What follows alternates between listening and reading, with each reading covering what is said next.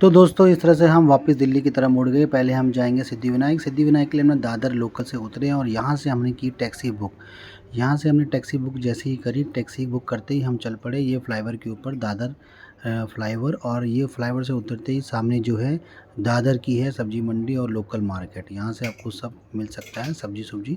और उसके बाद हम पहुँच गए सीधा 15 मिनट में सिद्धिविनायक। सिद्धिविनायक में जैसे ही हमें उतरे, हमने देखा एक सरदार जी जो बहुत तेज़ी से हमारी तरफ भागते हुए आ रहे हैं। पता नहीं क्यों भागे, ये साइड से हमें क्रॉस कर गए। और धनंजय जो है अपने यतंदर की वाटर प्रूफिंग कर रहा है कि उसकी इसके हाथ में लग गई थी चोट। और हमने जैसे ही एंट्री किया, एंट्री करते ही हमने यहाँ से ले लिया प्रसाद। यहाँ पर कई सारी दुकानें हैं जहाँ से आप प्रसाद वगैरह या मूर्तियाँ वगैरह ले सकते हो चढ़ाने के लिए और घर ले जाने के लिए। यहाँ से हमने लिया प्रसाद।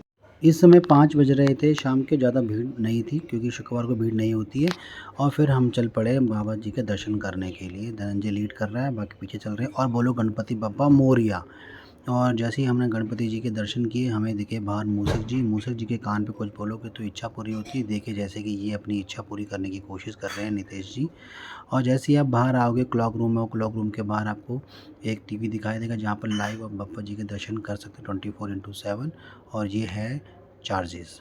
फिर हमने जैसे सिद्धिविनायक से हम बाहर निकले, बाहर निकलते ही हमने डिसाइड किया कि यहाँ से हम चलेंगे गेटवे ऑफ इंडिया और ताज होटल देखने के लिए। तो हमने भेज दिया जतेंद्र को जाके परली पार टैक्सी बुक करने के लिए। ये टैक्सी बुक कर रहा था, बुक करते करते इसने क्या किया, बुक कर दिया टैक्सी मीटर पे।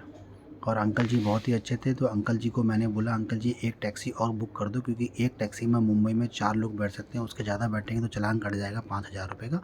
तो अंकल जी ने ये टैक्सी हमारे लिए बुक कर दी और हम टैक्सी में बैठ गए। फिर हमें मिल के रास्ते में ये अंकल, इन्होंने हमें काफ़ी अच्छी अच्छी बातें बताई और काफ़ी सारा हमें ज्ञान मिला। वो क्या ज्ञान था मैं आपको दिखाता हूँ आगे। यहाँ की लाइफ कमाओ आप, खाओ आप और मस्त रहो आप। अच्छा ओके। बचाओ नहीं, बचाना है आप, क्या वो तो हमारे हाथ में। बचाना तो हर जगह जरूरी है। यही नहीं, yes, दुनिया के किसी भी कोने नहीं बचाओगे तो बच नहीं पाओगे। सोचे समझे समझ लो। अब ज्ञान की बात बताते ही अंकल के अंदर आ गया जोश और अंकल ने भगा दी अपनी गाड़ी बड़ी तेज़ी से। और बहुत तेज़ी से गाड़ी भगाते भगाते भगाते हम पहुंच गए लता मंगेशकर जी के घर के बाहर। ये है लता मंगेशकर जी का घर। मेरे को देख के बहुत अच्छा लगा, मैंने इसकी वीडियो रिकॉर्डिंग कर ली। और सामने ही हमें अंकल ने बोला वो देखिए जो बड़ी बिल्डिंग दिख रही है सीधे हाथ में, वो है मुकेश अंबानी जी का घर, एंटीलिया। एंटीलिया देख के बड़ा ही मज़ा आया। दोनों ही बिल्डिंग आसपास बगल बगल में है। और फिर हम पास पहुँचे तो पास से मैंने वीडियो रिकॉर्डिंग करने की कोशिश की, लेकिन बहुत बड़ी बिल्डिंग है। नीचे से अंकल जी का घर दिखाई दे रहा है, नीचे एसबीआई बैंक है। ऐसा लग रहा है बैंक भी अंकल जी का ही है, मुकेश अंबानी जी का, क्योंकि नीचे घर के नीचे ही उनके बैंक है। और फिर हम पहुँचे चौपाटी। चौपाटी हम रुके नहीं, ये चौपाटी का इलाका है, अभी थोड़े 1 वीक के लिए बंद है गणेश विसर्जन के बाद। और अंकल जी, मैंने पूछा अंकल जी ये कौन सी बिल्डिंग है? अंकल जी ने बोला ये मीना कुमारी जी का कॉलेज है। ये यहाँ पर मीना कुमारी जी थी, वो यहाँ पढ़ा करती थी। और फिर हम पहुँच गए गेटवे ऑफ इंडिया, ये एंट्रेंस है। और देखिए क्या नज़ारा है, कितना अच्छा नज़ारा है, देखने मज़ा आ गया। लोग घूम रहे हैं और ये भारत की शान आन हमारा प्यारा ताज होटल अभी भी शान से खड़ा है अंग्रेज़ों की छाती के ऊपर। और ये बगल में एक और ताज है। और देखिए आप इस तरह से देखेंगे आप तो कितना अच्छा लगेगा। लोग आ रहे हैं, शाम का टाइम है, लोग आना शुरू हो रहे हैं मुंबई में धीरे धीरे करके। परदेसी बाबू भी आ रहे हैं इसमें घूमने के लिए। चारों तरफ देखिए कितना मस्त नज़ारा है गेटवे ऑफ इंडिया।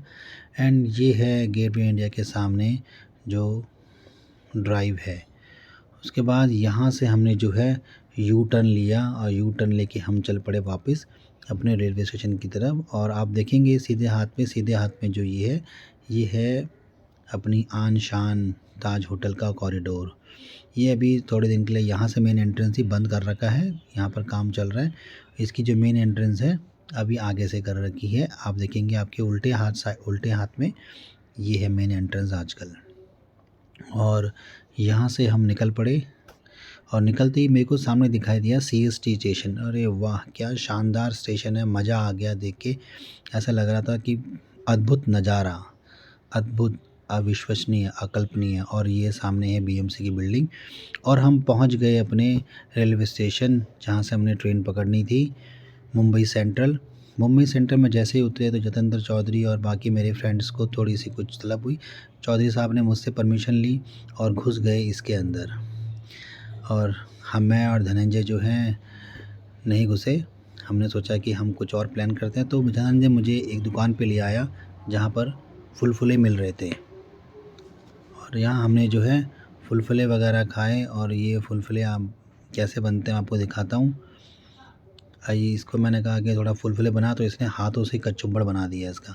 फिर वहाँ से हमने ट्रेन पकड़ी दुरंतो, हम निकल पड़े।